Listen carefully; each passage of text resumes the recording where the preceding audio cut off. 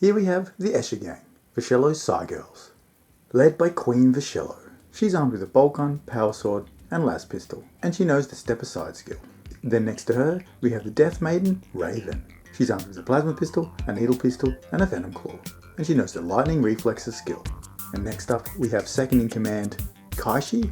She's got a plasma pistol, a power knife, and a stub gun, and she knows the dodge skill.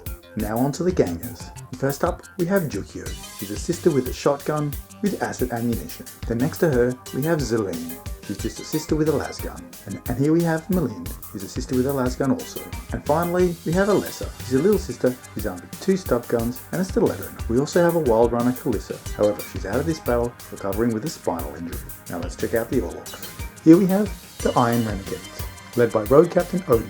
He's armed with a plasma pistol, a servo claw, and he has the Nerves of Steel skill. And next to him, we have the Road Surgeon, Brack. He's armed with an auto pistol, a bolt pistol, and he also has the Nerves of Steel skill. Then we have Arms Master Lock. He's got a combat shotgun and the shotgun savant skill. And then on to the gangers. We have Skip. He's got a grenade launcher. Mitch. He's got an auto pistol and a chainsword. And then Jim. He's got a shotgun.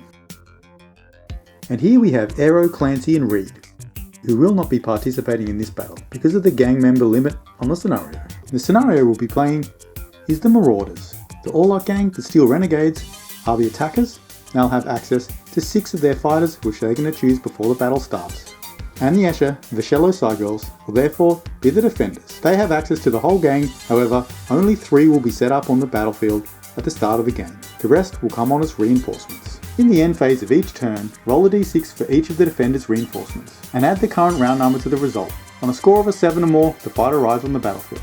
Reinforcements will arrive on a random table edge, determined by rolling a d6. Reinforcements will be placed off the table, and when they're activated, they'll move on from a selected area. Each gang will score 1 victory point for each enemy fighter that goes out of action. In addition, the attacker has a special objective. The Steel Renegades secretly selected one of the Escher fighters to be their quarry. If the fighter goes out of action, they score 1 additional victory point.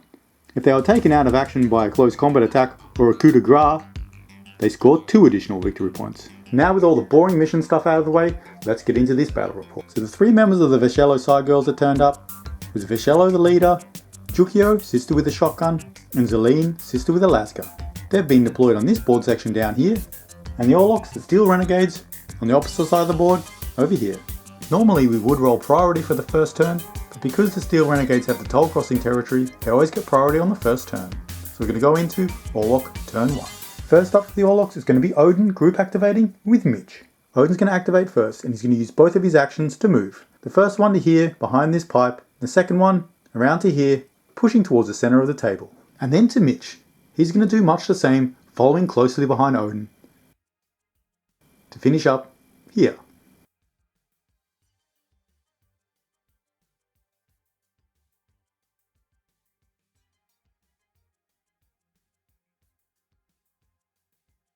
Now over to the Escher. First up, it's going to be Zelene. She's going to use both of her actions to move. The first one to here, and the second one to the top of the ladder, crouching behind this barricade for cover. Back to the Orlocks. Arms Master Lock is going to group activate with Skip. Skip's up first and he uses both of his actions to move to here.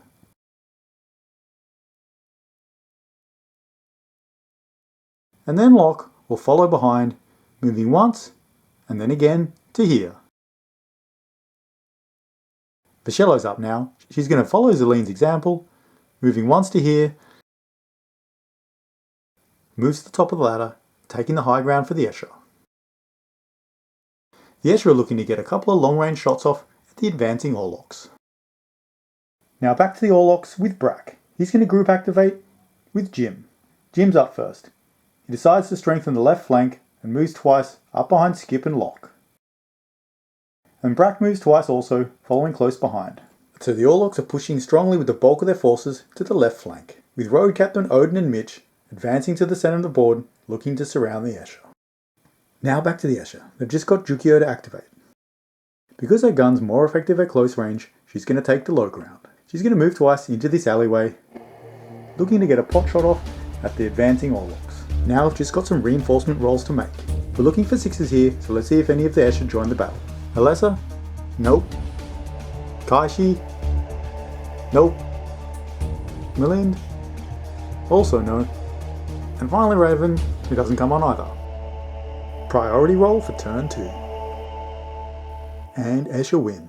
So it's going to be Zelene first. Looks like she's got quite a few targets to choose from. She moves up once behind this cover and then decides Skip's going to be the target, as the grenade launcher is the most effective weapon from that range. Now Skip's slightly obscured by that container, so we're looking for a 5 to hit.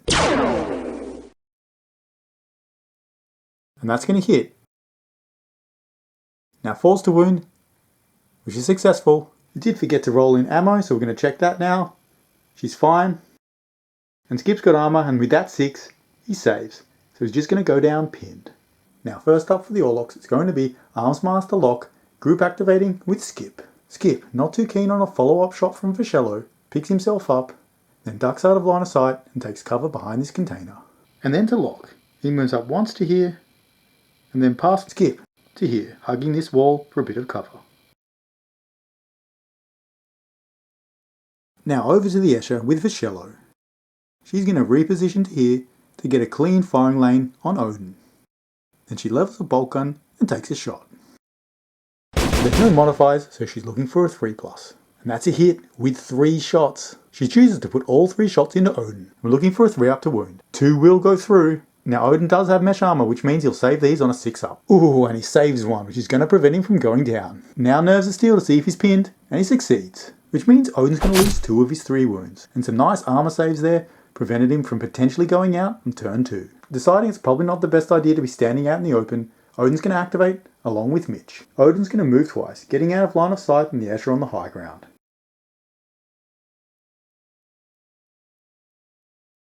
And now to Mitch. He's going to do much the same thing as Odin. He moves twice and then hunkers down behind this old machine.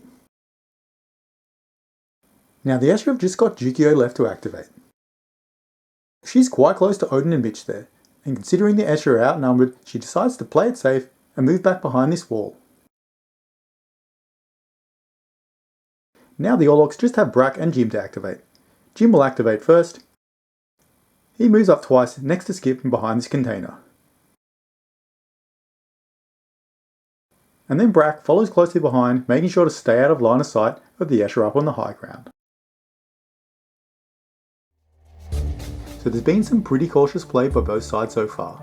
Although the Escher are outnumbered, they do have a superior position, and have so far used the high ground to pin the Orlocks back. They will, however, need a few reinforcements to show up soon, otherwise they will get overwhelmed. Now let's see if any more Escher show up. This time we're looking for 5s. Kaishi first, and that'll succeed. Alessa will not be coming on. Melind neither. Or Raven. Now this is to see what table edge Kaishi comes on. That's going to be this table edge here. And that's pretty fortunate for the Escher, as Kaishi's going to be able to help strengthen their position, bringing some extra close range support to help out Jukio. It's a bit of a standoff at the moment with both gangs jockeying for position. Now let's go to priority roll for turn 3. And Orlock win. First up, it's going to be Lock activating with Skip again. Lock's up first. He advances to the door, then crouches down, waiting for some extra support. Now it's Skip. He's going to move once to the edge of this container. Now looking to get a little bit of revenge on Zelene, he loads a crack grenade and takes a shot. Now Zelene does have cover there, so he's looking for a 5 up. And unfortunately, that misses. Zelene's up now. She's going to return fire at Skip. But first she's going to move to here behind this barricade to get a clean firing line on Skip. Now Skip's within short range there, so we're looking for a 3 up to hit. And that'll do it. Now 4 up to wound. That's failed. However, Skip will go down pinned. Now to the Orlocks with Mitch. He's going to skirt around the stairs and move up behind this wall. Now to Vishello. She's no longer got line of sight on Odin or Mitch, so she turns her attention to Skip. She's going to move up behind this barricade and then take a shot with a bolt gun at Skip. Vishello's at +1 for range and -1 for cover there, so we're looking for 3 ups. And that misses, and fortunately an ammo roll also. Just a quick side note here. Vishello actually only has a bolt gun and not a combi bolter. However, we did play it as though she had a combi bolter, which doesn't really make too much difference, but I thought I'd just mention it. And that falls a failure, so she's out of bolt gun ammunition. Back to the Orlocks. Brack's going to group activate with Jim. Jim's up first. He's going to move twice around this container to here, looking to accompany Lock through the door next turn.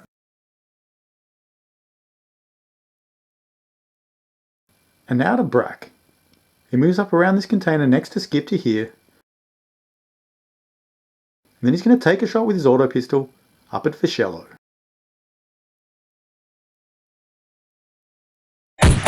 Because of heavy cover, he needs a 5-up to hit. And that's going to miss. Now to Kaishi, she's going to play it safe, just move up once, waiting for the Orlocks to make the first move.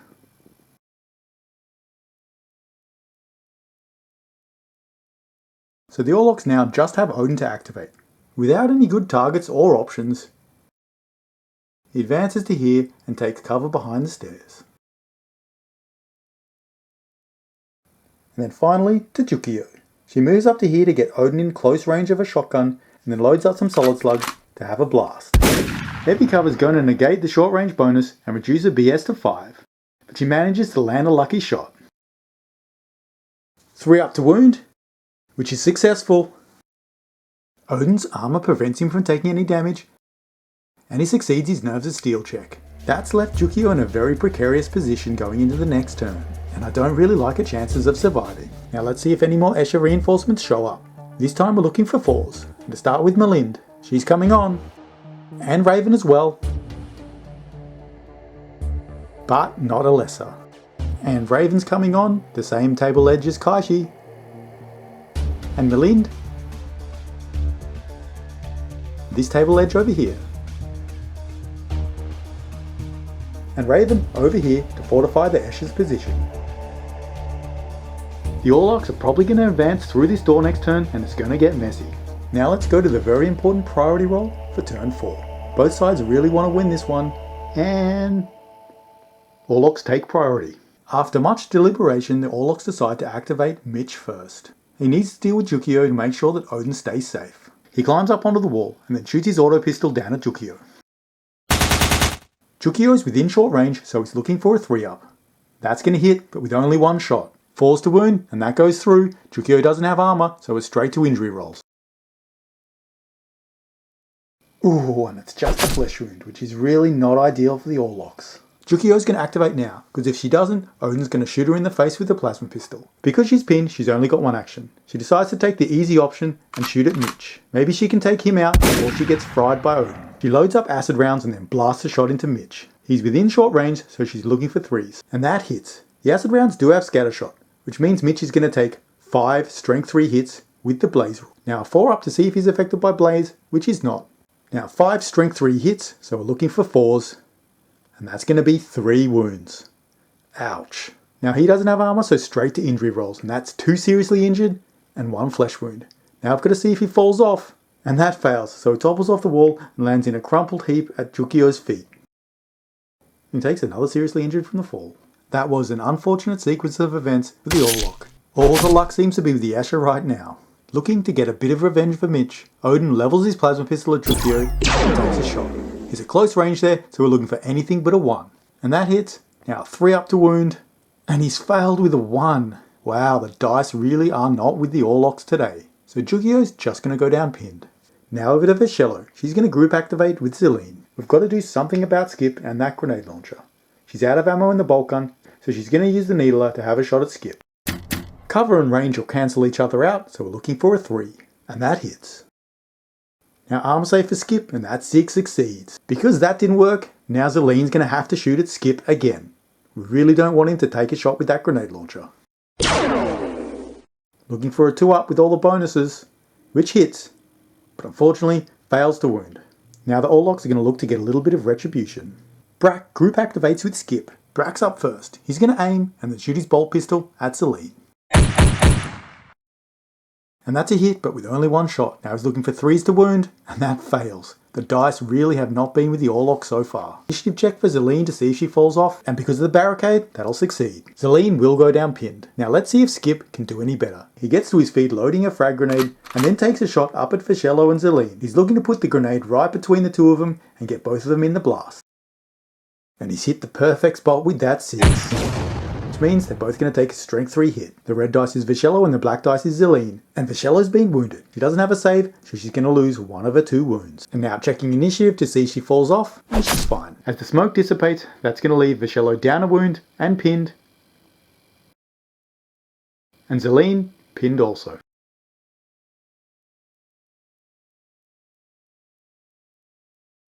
Then we rolled for some knockbacks, and Zelene's going to get knocked back to here. Skip showing the rest of his gang how it's done. Now over to Melind. She's going to move up to the edge of the wall, then climb to here, looking to get to a vantage point for a good shot on one of the Orlocks next turn. Locks up now. He opens the door, and advances forward to the corner here, hugging the wall for cover. Now it's over to Kaishi.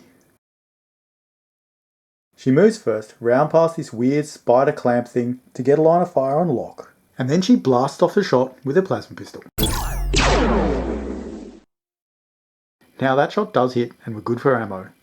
So a 3 up to wound, and that fails.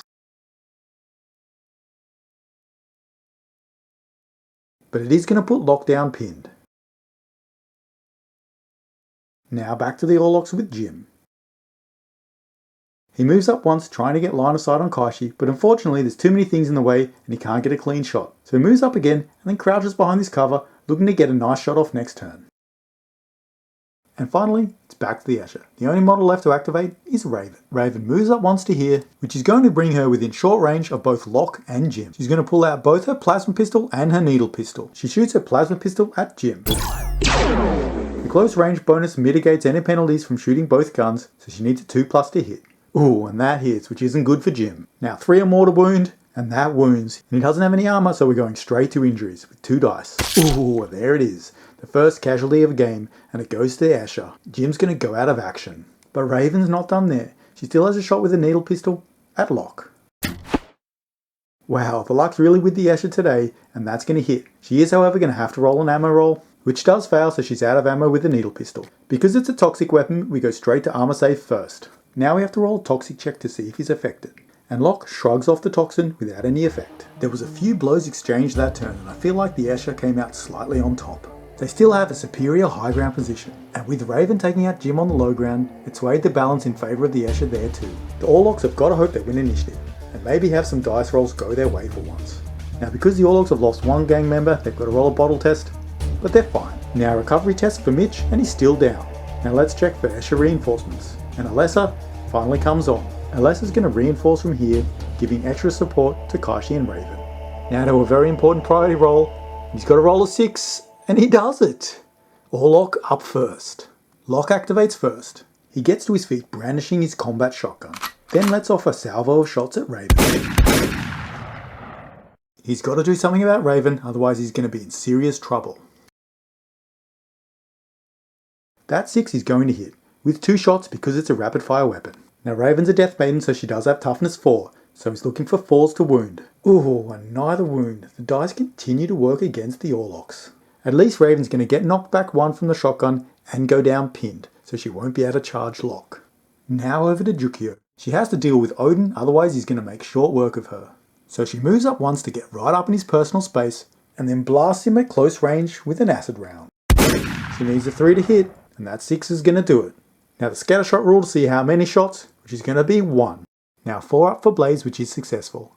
Now to wound on a 4+, which is also successful, but Odin's got armor save, but he fails it on a 1. And now an injury roll. And it's just a flesh wound. Orlocks do need a little bit of luck. Now Odin's going to activate. First we have to see if he takes damage from the acid. Oh no, and it does wound him. But his armor saves him. And now he's going to move 2d6 in a random direction, which is going to take him past his old machine to here. Now he attempts to get rid of the acid. He chooses to become prone and pinned to get a +2 to the roll, so he's looking for a 4 up. But unfortunately that's a 3. It's Vishello's turn now. She's going to stand up and then have a revenge shot at Skip.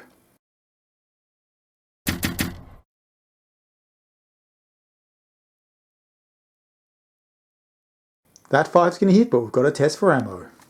And that's a failure, so now she's out of needle rifle ammo as well. Because this is Toxin, we roll armor save first, and he fails it. And now a toxic check against his toughness, and he's resisted it. These toxic weapons have not been effective at all.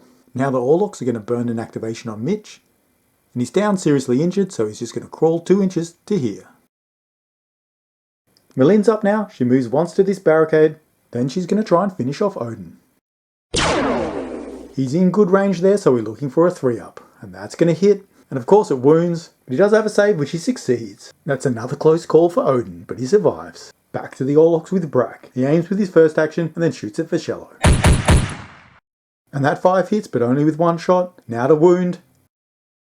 And it's another 1. The dice gods are frowning upon the Orlocks today. Vishello passes her initiative check so she doesn't fall, but she will go down pinned. Over to Kaishi now. She aims and then shoots a plasma pistol at Brack. He's out in the open there, which means she's hitting on a 2. Ooh, and that just succeeds. Now 3 up to wound, which fails. But that is going to put him down pinned. Now the Orlocks just have Skip left to activate. He is pinned, so he only has 1 action, and he decides instead of shooting, he's going to reposition to open up some more firing lanes for next turn. Little sister Alessa's up now. She moves forward once, and then eager to prove herself to Raven, she shoots both of her stub guns at Locke. He's out of her short range there, so she is hitting on 6s. The first one misses, and so does the second one. Raven now. She stands up and then levels a plasma pistol at Locke. He does have a bit of cover there, but close range makes up for it, so she's still hitting on a 2. And that succeeds. Now we're wounding on a 3, which succeeds also. He does have a 6-up save, but unfortunately he fails it. The plasma pistol does 2 wounds, so we're going to roll 1 injury roll in, and luckily for him, it's a flesh wound. And now to the last model to activate for the turn. It's going to be Zelene. He gets to her feet and then fires another shot with a las gun at Skip. He's in short range there, so Zelene needs a 3+. And that hits. Now 4 up to wound, which goes through, and he fails his armor save, so let's see what the injury dice have to say. Ooh, there it is, the dreaded skull, which means Skip's going to go out of action. So now bottle roll for the Orlocks. That fall will fail. Now recovery phase. It's just Mitch. Wow, and he actually gets up. Road Captain Odin sees the writing on the wall and realises they're at too much of a disadvantage, so orders a tactical retreat. It's better to live and fight another day. So that means the Escher have won the scenario by a comfortable margin. They go home with a bonus prize of an old ruins. That game the dice heavily favoured the Escher. The Orlocks had some pretty stinky luck, and to compound things, the Escher had some really good luck. That's just how the dice roll sometimes, and there's not much you can do about it. It still was a hard fought and enjoyable battle. Thank you very much for watching. I do hope you enjoyed the video. If you did, please give it a like and subscribe to the channel. If you want to stick around, we're going to head to the post game now to roll off some injuries and some income.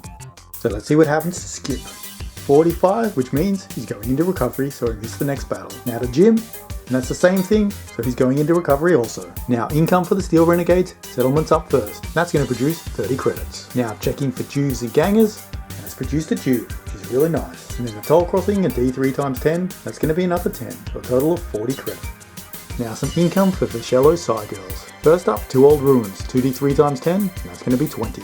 Now the settlement, that's going to be another 20. Now we're checking for Jews and gangers. Unfortunately, I'm not going to get either of these. So the total income for Vishello Side Girls is going to be 40 credits. Once again, thank you very much for watching. There's more Necromunda on the way, so stay tuned. I do hope you'll join me for some of those. Until then, take it easy, have fun, and I'll see you in the next one. Bye for now.